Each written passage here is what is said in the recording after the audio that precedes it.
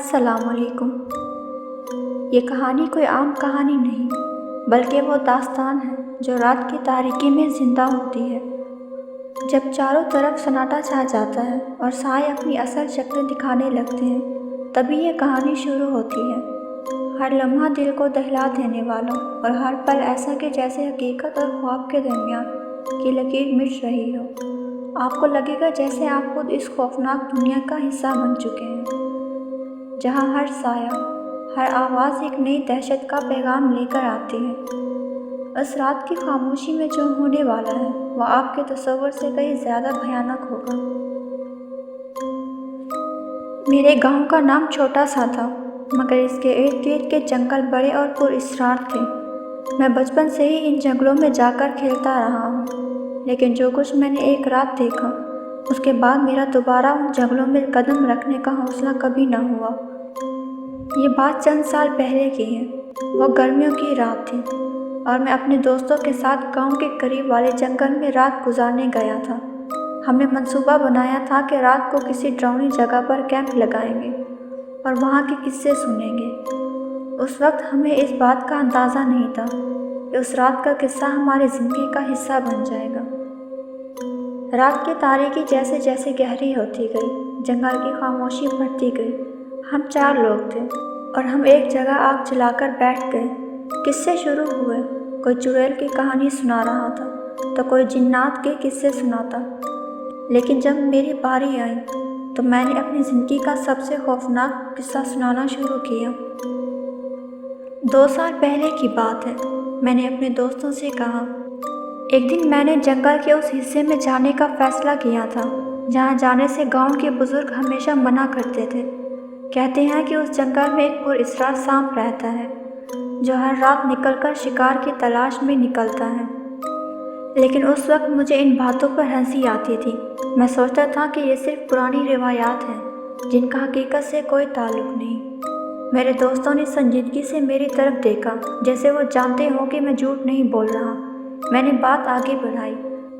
اس دن میں جنگل کے بیچ پہنچ گیا تھا جہاں درختوں کی شاخیں زمین تک جھکی ہوئی تھی اور گھنی جھاڑیاں چاروں طرف پھیلی ہوئی تھی۔ ہر طرف ایک عجیب سی خاموشی تھی، جیسے جنگل کی ہر چیز سانس روک کر کچھ سننے کی کوشش کر رہی ہو۔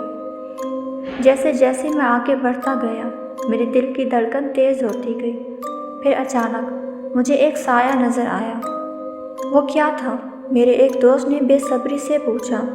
وہ ایک بڑا لمبا سانپ تھا، لیکن یہ کوئی عام سانپ نہیں تھا۔ اس کی آنکھیں خون کی طرح سرخ تھیں اور اس کا جسم اتنا بڑا تھا کہ وہ ایک درخت کے تنے کے برابر لگ رہا تھا۔ وہ خاموشی سے میرے قریب آیا، جیسے اسے معلوم ہو کہ میں وہاں ہوں۔ میں پتھر کی طرح جم گیا، ہلنے کی بھی ہمت نہ ہوئی۔ اور پھر دوسرا دوست بے چین ہوا۔ پھر وہ سانپ میری طرف جھپٹا۔ میں فوراً پیچھے ہٹنے لگا مگر میرے پیر ایک جڑ میں پھنس گئے اور میں زمین پر گر گیا۔ وہ سانپ میرے سامنے تھا اور میں اس کی سرخ آنکھوں میں دیکھ رہا تھا۔ اس کی آنکھوں میں ایک عجیب سا جادو تھا، جیسے وہ مجھے اپنے اندر کھینچ رہی ہو۔ میں ہلنے جلنے کے قابل نہیں تھا۔ میں نے سانس روک کر اپنی بات جاری رکھی۔ اچانک سانپ نے اپنا منہ کھولا اور اس کے منہ سے ایک زہر کی دہاڑ نکلی۔ میں نے کسی نہ کسی طرح ہمت جمع کی اور اپنے جسم کو حرکت دی، ورنہ وہ زہر سیدھا مجھ پر گرتا۔ میں جیسے تیسے کھڑا ہوا اور بھاگنا شروع کیا۔ وہ سانپ میرے پیچھے تھا، اس کی سرسراہٹ مجھے صاف سنائی دے رہی تھی۔ میں نے اپنی پوری طاقت سے دوڑنے کی کوشش کی، لیکن جنگل کی گھنی جھاڑیاں میرے راستے میں رکاوٹ بن رہی تھی۔ میرے دوست دم سادھے سن رہے تھے اور میں نے بات کو آگے بڑھایا۔ آخرکار میں گاؤں کی حدود کے قریب پہنچ گیا۔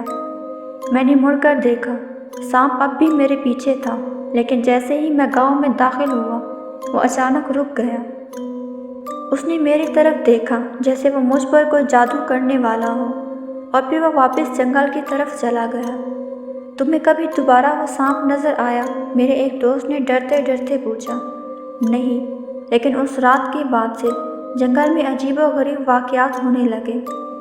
لوگوں نے کہنا شروع کر دیا کہ وہ سانپ ہر رات نکلتا ہے اور گاؤں کے قریب پہنچ جاتا ہے۔ کئی لوگوں نے اسے دیکھنے کا دعویٰ کیا اور کچھ لوگ تو یہ بھی کہتے ہیں کہ اس سانپ کے ساتھ عجیب طاقتیں ہیں۔ وہ سانپ نہ صرف شکار کرتا ہے بلکہ اپنے شکار کو بے ہوش کر کے اس سے اپنی طاقت بھی حاصل کرتا ہے۔ کیا یہ سچ ہے؟ ایک اور دوست نے پوچھا۔ یہ تو میں نہیں جانتا، لیکن جس رات میں نے اس سانپ کو دیکھا اس کے بعد سے میں نے دوبارہ کبھی اس جنگل میں جانے کی ہمت نہیں کی، اور گاؤں کے باقی لوگ بھی اس حصے میں جانے سے کتراتے ہیں۔ میں نے کہانی ختم کی اور ہم سب کچھ دیر کے لیے خاموش ہو گئے۔ جنگل کی خاموشی اب اور بھی بھاری لگ رہی تھی، اور آگ کی ہلکی سی سرسراہٹ ہی ہماری آواز تھی۔ جیسے جیسے رات گزر گئی ہمیں احساس ہوا کہ ہم نے شاید اس رات کی ایک ایسی حقیقت کو چھوا تھا جسے ہم نظر انداز کرتے آئے تھے۔ اس جنگل میں کچھ تھا، کچھ پر اسرار، جو ہمیشہ چھپ کر رہتا تھا لیکن کبھی کبھار اپنے شکار کی تلاش میں نکلتا تھا۔ آخر میں نے سب کو یہی کہا، یہ کہانی صرف میرے ساتھ نہیں ہوئی۔ یہاں کئی لوگ ایسے ہیں جو اس سانپ کو دیکھ چکے ہیں لیکن کوئی بھی اس کا سامنا کرنے کی ہمت نہیں کرتا۔ میں تم سب کو یہی نصیحت کرتا ہوں کہ اگر کبھی تم اس سانپ کو دیکھو تو پیچھے مڑ کر نہ دیکھنا، ورنہ وہ تمہیں بھی اپنے جادو میں گرفتار کر لے گا۔ یہ کہتے ہوئے میں نے آگ کی روشنی کو دیکھا جو آہستہ آہستہ مدھم ہو رہی تھی، اور ہمارے ارد گرد کی تاریکی مزید گہری ہو رہی تھی۔ ہم سب اپنے خیموں کی طرف بڑھ گئے، لیکن میرے دل میں وہ خوف ہمیشہ کے لیے نقش ہو چکا تھا۔ پر اسرار سانپ کی کہانی ختم ہوئی، لیکن جنگل میں چھپے راز شاید کبھی ختم نہ ہوں۔